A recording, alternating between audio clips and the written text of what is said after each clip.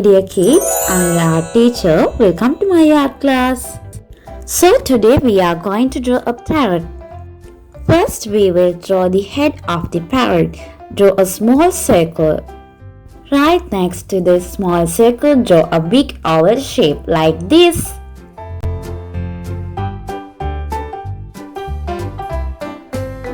Then connect the circle and oval like this. Now we will draw the feathers of our parrot.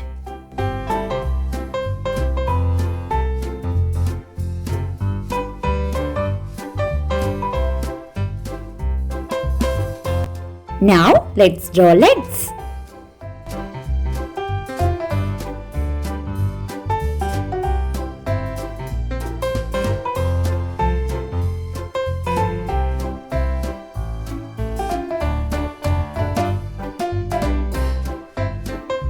Draw a small circle right here to draw the eye.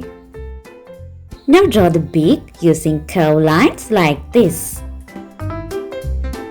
Now I have finished the drawing of our parrot.